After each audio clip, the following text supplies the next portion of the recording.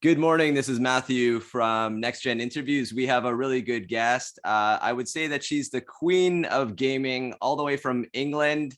Welcome. Hi, everyone. Good morning. How are you? I'm doing great. How about you? Good. I can't complain. You know, the weather in Canada is getting a little bit colder, but how's the weather there? Moderate. It's getting down towards zero. Okay. That's good. So I was wondering, because you have a very unique name, to tell the people, you know, where it comes from, where it derives from, how to pronounce it. My name is Anne Jindra. I took my grandmother's name. It's actually a Romanian gypsy name. So it's from Romania. It's just pronounced Anne, and then the last name is Jindra. So you kind of smush the D in the R. Yeah, Anne Jindra. And your site is very diverse. Can you explain to our viewers what exactly your vlog is about and what really you're passionate about? I helped launch Bethesda Softworks when I was 13 years old. My father is Akatosh, the dragon god of time. It was Akatosh, the dragon god of time. We stayed in indie gaming. He was into RPG, so he kind of cornered that, and I took the adventure gaming market. And then, you know, obviously consoles were for younger people. So it's something that I've worked on with himself, with my family's input, with my friends' input, my entire life. I expanded out into media with regards to mobiles. So I was there for Rovio and Angry Birds and all of that when tablets launched and so on, and continued to turn around and go back to the indie community because I really feel like that's where the innovation happens. Right, more on the grass floor, like the indie community. What do you think the main challenges are for the indie community right now? I mean, there's always funding, so that's fun. If you mean like where can they make a difference, we're seeing a lot in Twitch, partnered with Amazon Prime, or was already owned by them. I didn't go back and track that. So there's a huge driving force there where Twitch is really starting to pick up because YouTube left off. Mm-hmm. And so there's a base level social media that indie devs can access now for marketing. And it's something that's going to be a real challenge because they are their own marketing department. So you won't see it as much in bigger corporations where they're just going to hand that off to marketing and they're going to take care of that for the future. You know, just coming up with their own strategies that really stay true to their brand. But as far as an indie dev goes, you know, like deciding how you want to use YouTubers and how you want to push your first game, which you don't make money off of, and your second game, which hopefully you do, and really get that kickstart. It's not just funding anymore. So that's a switch. Yeah, it's a long journey. Our first interview was with an indie developer out of Brazil, and he said he's already working on his second game, not even completing his first one to completion, but he's already thinking about the other one. So you always have to have more in the works and then pitch it to the big companies and see if they like it. I mean, when I was watching the Game Awards, a lot of the indie developers thanked Sony and thanked them for taking a risk on them. You know, even the bigger games that won still thanked Sony and Microsoft for, you know, taking them on, which was nice to see. I know you don't watch the Game Awards, but did you read any articles and which games you thought should have won, or your reactions to the Game Awards? I tend not to stay up on what's cutting edge, so I just skim through new Nintendo games. Starfield dropped right around then, so I don't recall if they dropped sometimes Bethesda likes to drop a trailer after a Game Award. You can tell they're an indie studio because they do things like that. It's interesting. The sequels were interesting. So that's the sort of thing that I watch out for, you know, like the next Horizon Zero Dawn and so on. As far as award ceremonies go, what you're really doing is showcasing like your brand. So it'll be a branded game. And I tend not to be as interested in corporations that way. So really what I look for is, you know, like I said, when Starfield released its trailer, I noticed that, or when they have a festival that's really cool on Steam. So that sort of thing, I think, is an interesting twist on a ceremony that's a little bit more like Sundance, but it's very, very accessible, especially in this sort of way where we're all remoting. Right. I mean, I didn't see anything from Starfield. And that's the game that we're really interested in. It looks amazing. It dropped like right afterwards, and they do that a lot. Yeah. Like, and they Bethesda have this working stealth marketing. Yeah, Bethesda working with Microsoft now. I mean, there's going to be some great games coming down the pipeline. I know that for sure. And, you know, can't wait for that one. I was really, did you follow, you know, why Guardians of the Galaxy wasn't really a top player, or, you know, we're playing Ratchet and Clank right now, why that didn't win any awards? I don't know if you know much about, you know, that game. They're graphics heavy. So interface, as far as interface goes, you have to have a major contribution to interface for anybody to really care about your game. And that's one of the things that, you know, like people who are into stuff like forums like me kind of explain to the new kids. Is if you are driving forward interface, that's when you can ask for money or attention. But if you don't have something like NVIDIA recently, PlayStation bought into them hard. I forget if they like actually partnered or if they bought out the company or what happened, because polygonals are so hard to understand. We're starting to merge, for instance, with Russian based gaming is becoming big in America and vice versa. And Russians have this security camera angle, which very much stays with the theme of their closed media. But as a result, you have a object character with a circle around its feet. Our polygonals don't have that on console. So anything that would really just tackle that, like NVIDIA's, you know, massive ability to compute triangles does, it compensates for the fact that we do not have an area of effector on our feet in most of American console gaming. So we don't have an object to character reaction.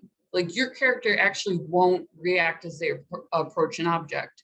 And in Russian gaming, a flag will go off. So you'll get like a little, one of those text boxes will pop up.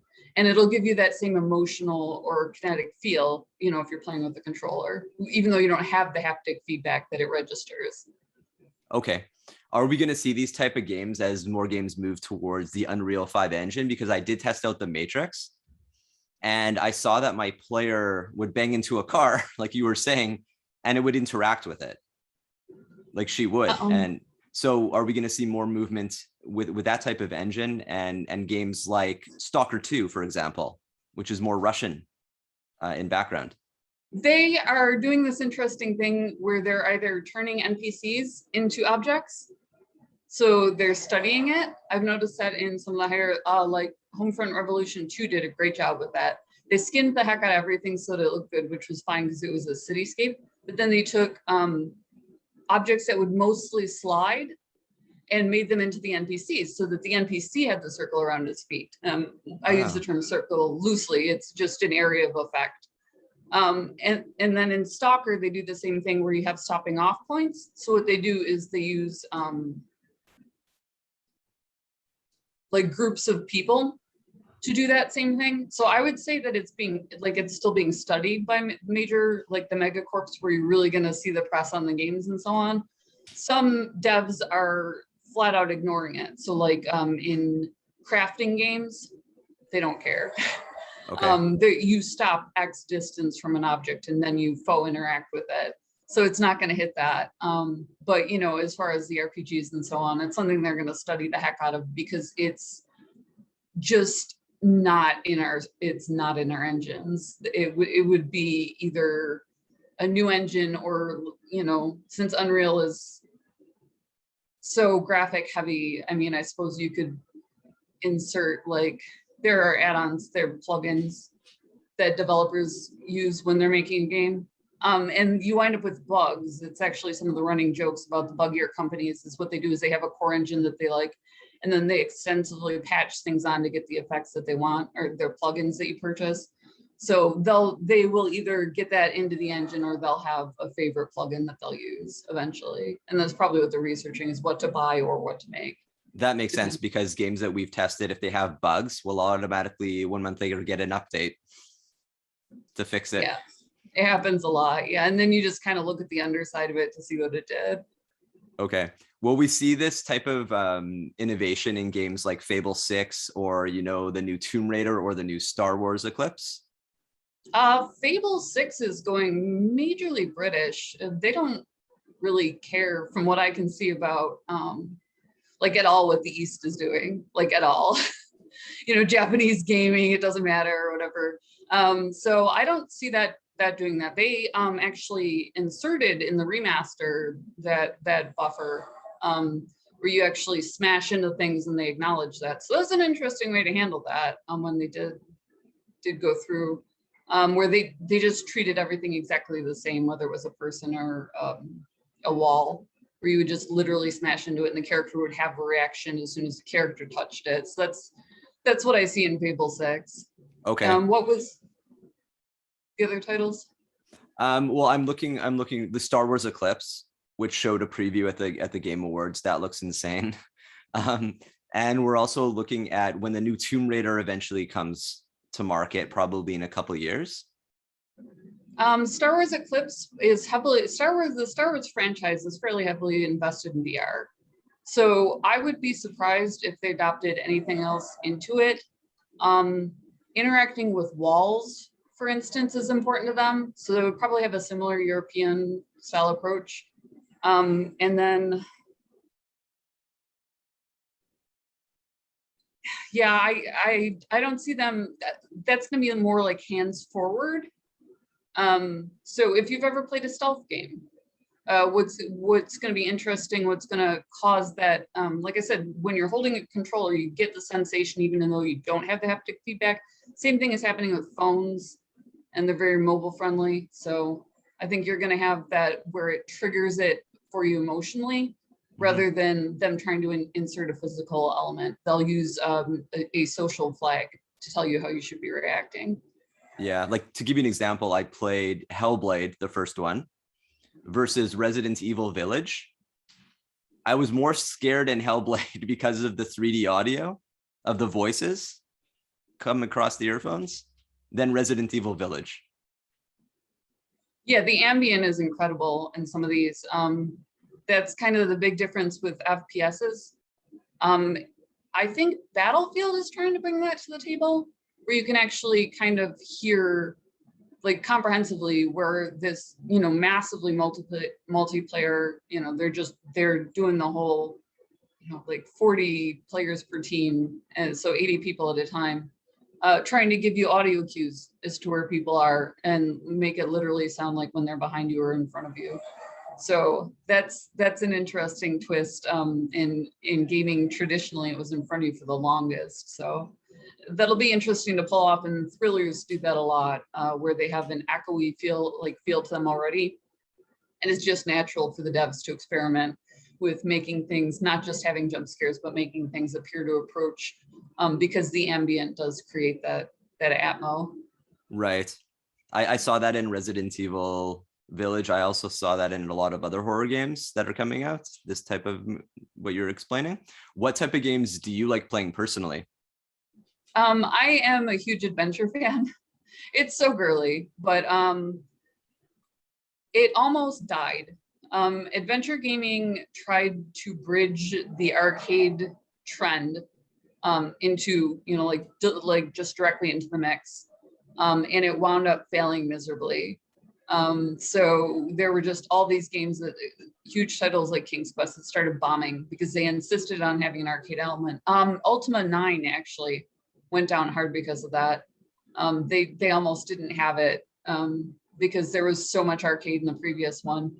And then all of a sudden the two of them just separated, like console gaming and PC gaming went their separate ways, and adventure gaming picked back up. The idea of a backdrop which contains the story, and then events happening in front of that backdrop is such a natural and classical storytelling mode that it's always been interesting to me. And I've been able to go back and forth between RPGs and adventure relatively easily. And they have such a blurry line. Like I just played Prisioneira de Noite. I'm saying it wrong, it's Portuguese. And I immediately classed it as an adventure game. I knew that all my adventure game fans and friends would like it because it was a side scroller, but it actually used the background.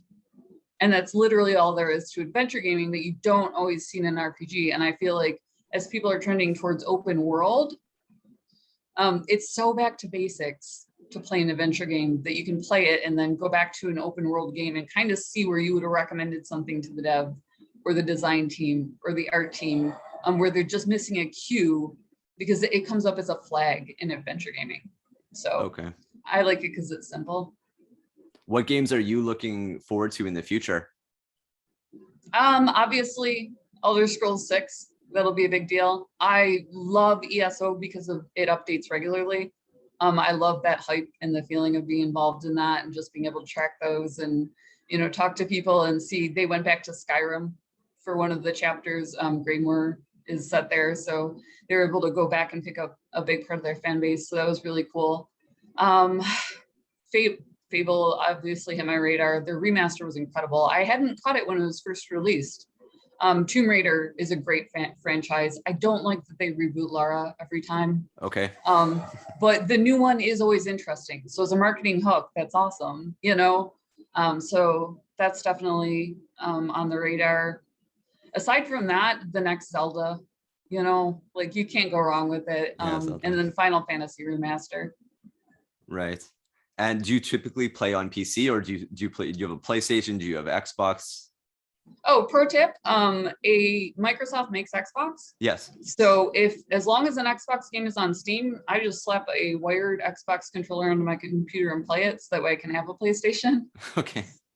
Because I don't do the whole, like these, I would need an actual, I don't know if you've ever seen them in audio video, an actual like soundboard to hook up every game station that I want. I have like the old Wii and then I have my PlayStation and everything else I put onto my computer. Okay, that's awesome. And where do you think the future of gaming is really going? Do you think it's going to be more VR heavy, or what are your thoughts on this? The Scuttlebutt European is VR, but America's really still invested, and it might be just more Asian. We're a little bit Asian in AR format. So you'll see it in Pokemon Go. You'll see it in we're using little avatars. They're letting you put stickers on things. Masks we picked up, I think from Spain was using masks. And we just picked that up where we're using like fog effects before. And now we're like masking things to make them just that little bit more realistic, because our graphics hit a level where the realism was bothering people. Like it actually caused this feeling of alterity, which was fine in sci-fi, but we had to slow it down in fantasy and go back towards like a more cartoon or watercolor style. But if you put a mask on it, then it's fine. So it's probably trending towards AR just because those companies are so dominant unless somebody really just comes in and knocks it out of the park. Yeah. Have you dabbled yourself in AR and VR? I've picked up obviously a whole lot of stuff for mobile because that's the easiest way to handle AR. So that was a lot of fun. It makes for a lot of cool, like little stuff that you can put up on your Facebook. So there's a really social aspect to it. That's awesome. But it's mostly just the Pokemon Go and everything. I tried out different VR things and they were so enclosed that I'm mostly waiting for the two things to overlap properly, you know, like where you have something that projects a little bit more. The Kinect was my best experience with VR, and that would be the most similar to AR where you are actually doing something, as opposed to there's an interface with the Oculus that I don't vibe with it. Okay. Well, it was so nice to speak with you today, and thank you so much for your time. And good luck with everything. We'll watch your channel very closely. You're a dear Twitter friend of mine, so thank you for this connection. And as we grow and interview more developers, I hope you can help us in other ways down the rabbit hole that way. Absolutely. If you ever want, I do PR, so just give us a tweet or an email. Sure, sounds good. Okay, thanks, and stay safe, and enjoy your You day. too. Okay, bye. Hi, everyone.